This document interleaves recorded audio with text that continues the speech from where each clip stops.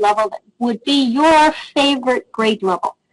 What might that be? So, for instance, my daughter graduated from college just this last year, and she always wanted to teach 6th grade. So if she was doing this exercise, she would be looking for the 6th grade standards. You look into your heart and you think about, if you would have your ideal job, what grade level would that be? Let me open up my sharing here, and we will look for where to find 6th grade standards, okay? All right, let me get our class page up here. And we are in week 2. So now that I always introduce the week's material on Tuesday, it's good for you to often wait until the material is introduced on Tuesday before you really attempt it too much. I don't want anyone to have to redo anything. So you have your agenda and outcomes here. And here I have a link to the Nevada State Standards. So there's several ways to get there. You can click on the link that I have provided for you. And if you click here, there's a couple of things for you to try. Depending on your browser settings, you might need to click right on top of that link title, the web link, and it will open up. Or you can click right on the shield. I'm in Chrome, so my shield's on the right-hand side. If you're using Firefox, you'll find a shield here on the left-hand side, and then it will open up right within the frame. Or, again, you can click right here on the title. All right, there's a lot of information on this page. So there's a superintendent's letter, and that describes why we have standards in our state, and also why Nevada went with the Common Core. A little bit about English language and math in the Common Core. Facts versus myths about the Common Core. There's a lot of misinformation out there about Common Core standards. But there is some controversy in there. There is some good points for the people that don't care for the Common Core. So it's not all roses out there with the Common Core, but it's the best that we can do right now. So over here on the right-hand side, know that we have Computer and Technology Common Core and Digital Learning and Distance Learning Standards. Now, it's very important for you to realize when you begin your integrated technology lesson plans that the subject comes first, and then we choose a technology that will help us teach the subject more efficiently or in a better way for students. If we can't use the technology to do that, we should not be using that technology. Then there's fine art standards, world language standards, health and physical ed standards, pre-K standards for those of you that need pre-K standards, the science standards, which are the next generation science standards, and social studies standards. Okay, so let's start off by going here, English and Language Arts. So you have English and Language Arts standards, grade level documents, and a writing assessment. So let's click on the English and Language Arts standards. And we'll scroll down. There's an introduction. One thing that I would like to show you is how the distribution of what children should be reading has changed. At the 4th grade, students should be reading literary information 50% of the time, and informational reading, like nonfiction reading, 50% of the time. They should be writing to persuade 30% of the time, explaining 35% of the time, and writing to convey experience 35% of the time. There was a study done, I think back in 2000, that 4th graders almost 80% of the time, both back into 2000, were reading literary type of information. and less than 20% of the time reading nonfiction text. So you can see that the suggestion in 2009 and the same now is that now that should be split half and half. As students get older, you'll see that the suggestion is they should be reading more and more nonfiction informational type of writing. And so look here at 8th grade. Literary writing goes to 45% and informational 55%. And then by 12th grade, literary writing 30% and informational writing 70%. Okay. A shift also happens in writing. Look at how that changes in the 12th grade, that writing to persuade is up to 40%, writing to explain is 40%, and writing to convey experience is down to 20% versus 35%, say, in 4th grade. So you'll see this influence here in these standards. All right, so the first part of the standard focuses on K-5, and the second part of the standards you can go to 612. So don't worry about if you don't see 612. It's further down there. So here's English language arts and how to incorporate literacy into history, social studies, science, and technical subjects. So you'll see a key reading standard up here, and then key details for kindergarten, 1st grade, and 2nd grade.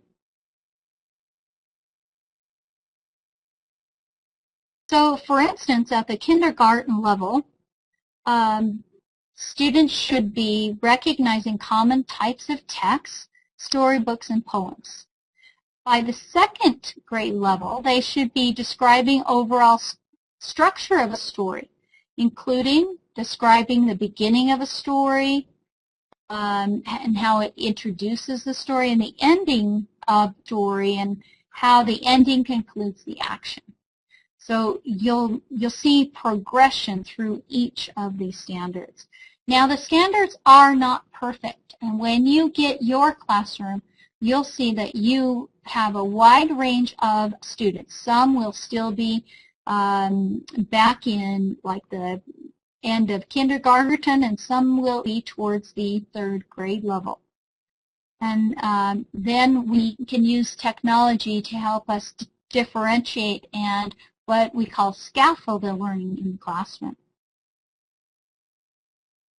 So you'll see this is broken into key ideas, craft and structure, integration of knowledge and ideas, range of reading and level of complexity, and that continues here for the 3rd and 4th and 5th grade. The destination that you want is that you want for 1st grade, you want them to be able to identify the reasons an author gives to support points in a text. You can highlight this and just copy this standard right here. So this would be reading standards for informational text, and this would be standard 1.8, because this is 1st grade, the integration of knowledge and ideas, and we would call this 1.8.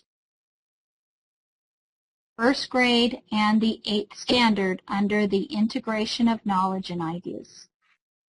Okay, let's look at another one. So here we have 4th grade, and under craft and structure. At the end of your lesson, you want students to be able to describe the overall structure, comparison, cause and effect, problem solution of events, ideas, concepts, and information in a text. So you would say craft and structure 4.5, and then please make sure that you copy the entire standard there, this whole area under 5. Just don't tell me craft and structure 4.5. Copy this from describe the overall into a part of text. All right? Because that tells me where you want your students to be at the end of a lesson. Think about in the end of second grade and third grade when you learned long division. You probably did not learn that in one lesson. That takes most students 3 or 4 months to really understand the complexity of long division. So it's okay to have that same standard as a teacher's destination for several lessons. Also imagine the idea that you have a science standard where students will measure and graph the growth of a bean seed. All right? So that bean seed's not going to grow in one lesson. That bean seed's probably going to take probably 8 to 10 days to sprout, and the students will measure and graph that growing bean seed over the process of 8 to 10 days. So it's okay that in one lesson all of the children don't reach that destination, but they're at various points in reaching that destination. Okay? So yes, you are going to choose a grade level for this semester. So you're going to pick your ideal grade level or your ideal topic for high school. So generally for high school you would specialize, say, in mathematics or social studies. So you would pick a topic level for high school, and generally those grade levels would range from 9 to 12. So if you plan on high school, you would choose a topic, and you would have a range of grade levels for high school. If you are teaching pre-K, you would use the pre-K standards. If you are teaching elementary, then you'll use the standards that I'm showing you right now. All right, so the math Common Core standards are very similar to this. The layout is very much the same. So get in there and kind of become familiar with your ideal classroom. Let's look at another standard here. And there are, once you discover your grade level, you might want to print out your grade level documents or just download those in a PDF so that you have them handy for the semester. All right? Let's look at another subject area here. Now, we know that the school day becomes very short. So it's very important that we integrate different topics together. So for instance, if we are going to teach that bean seed lesson that I was talking to you about, what other topics might be taught at the same time as science? So think about if we're having students, if we get bean seeds, we wet a paper towel and we wrap the paper towel in the bean seeds, put them in a plastic bag and hang the plastic bags on the windows in our classroom. And every day we have students write in their science journals and they measure the bean seed sprouting, and they're writing in their science journals about what's going on. What other subjects do you think we could incorporate into that lesson? So Jerica is suggesting math from measuring. So they are measuring using a ruler. Joey and Tiffany are suggesting writing, and Holly's suggesting English and writing. Antoinette's suggesting art because they can draw in their journals what they are seeing. Tanya's suggesting writing because they're journaling, they're writing about, oh, today my bean has grown this much more. We might incorporate a technology standard in there as well as a math standard if we are graphing. Great. So it's really important because You as a teacher are responsible to teach all of the subjects in your subject area every time that it's possible to integrate. It's very important to do so. I see a sad phenomenon happening right now with science and social studies. A lot of teachers are leaving those to the very end of the day, and then they are running out of time. Science and social studies can be some of the most motivating information that really encourages students to learn about their world. And it's one of the easiest places to integrate language and math and writing.